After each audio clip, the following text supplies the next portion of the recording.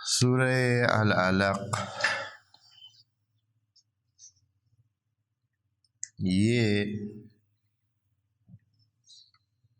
جیسے کہ مشہور ہے تفسیروں میں کہ یہ سب سے پہلی سورت اور پہلی آیات ہیں جو نبی پر نازل ہوئیں، یعنی ان آیات کے نازل ہونے کے ساتھ نبی کی نبوت کا آغاز ہوا ہے۔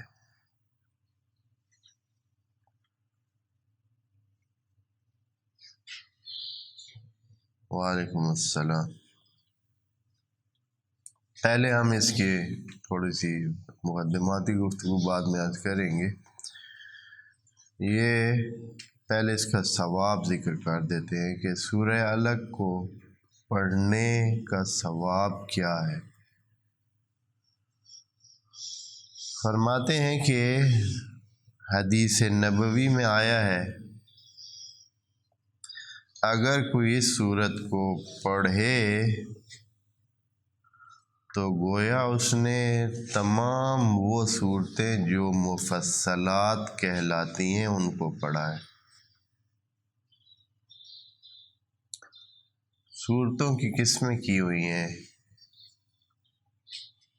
علوم قرآن والوں نے، یا قرآن سے مربوط جو تفسیر کرتے ہیں یا قرآن کے بارے میں کچھ نہ کچھ انہوں نے تحقیقات کی ہوئی ہیں، تو انہوں نے اپنی اصطلاحات بنائی ہوئی ہیں اور صورتوں کے حوالے سے انہوں نے ایک تقسیم کی ہوئی ہے کہ صورتیں کچھ ہیں جو مفصلات کہلاتی ہیں۔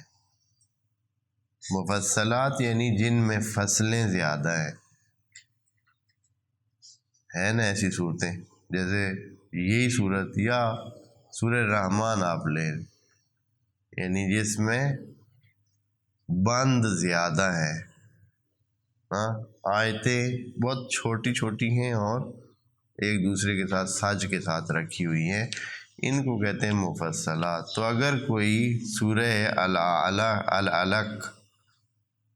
العلق کی تلاوت کرے تو یوں سمجھے جیسے تمام ان صورتوں کی تلاوت کر لی ہے جن کو مفصلات کہتے ہیں۔ اس کے ساتھ مطولات صورتیں ہیں جو لمبی ہیں، جیسے سورہ بقرہ ہے، سورہ آل عمران ہے، سورہ نساء ہے، سورہ اعراف ہے، وہ جو لمبی صورتیں اچھی خاصی بہت سارے صفحات پہ مشتمل صور ہیں، ان کو کہتے ہیں مطولات۔ اور ان کے علاوہ کچھ ہیں جو مکسرات یا چھوٹی صورتیں ہیں جن کو بالکل ہی چھوٹی سی ہے اور کچھ ہی 2-3 آیات پہ مشتمل ہیں، جیسے سورہ قل هو اللہ احد ہے، یا سورہ انا اعطیناک الکوثر ہے، یا اس رنگ کی جو صورتیں۔ کچھ صورتوں کا نام مسبحات رکھا ہوا ہے کہ جو شروع کس سے ہوتی ہے، یا یسبح للہ سے یا سبح للہ سے شروع ہوتی، تو ان کو نام رکھا گیا ہے مسبح۔